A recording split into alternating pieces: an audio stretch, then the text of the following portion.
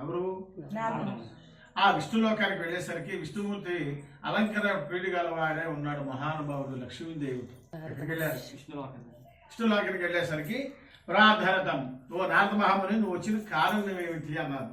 అయ్యా, భూలోకంలో ప్రజలు చాలా దరిద్రముతో స్వామి, వాళ్ళకి ఏదైనా ఒక ఉపాయం చెప్పండి అని అడిగారు. లోకానికి చక్కని విషయం అడుగుతుంది. ఏమన్నారు? లోకానికి చక్కని విషయం. అది ఏమిటి మహానుభావ? అదే రమా సత్యనారాయణ వ్రతము.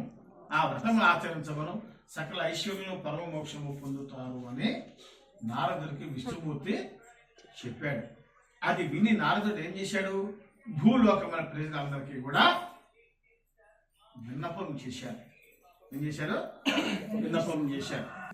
పూర్వం బ్రాహ్మణ ఇంటికి పిలిచి మామిడి పండు తాటకి విసిరికర్ర విసిరి సూత ఫలం అంటాడు. మామిడి పండ్లు ఇచ్చి వైశాఖ మాసంలో బ్రాహ్మణులకు పిలిచి విష్ణు స్వరూపాన్ని తెలుసుకొని చక్కగా ముందు బ్రాహ్మణులకి ఇచ్చేవాడు. ఇప్పుడు ఏసీలు వచ్చాయి. ఇప్పుడు ఏసీలు కానీ ఈ తాటకి విసిరికర్ర లేదు.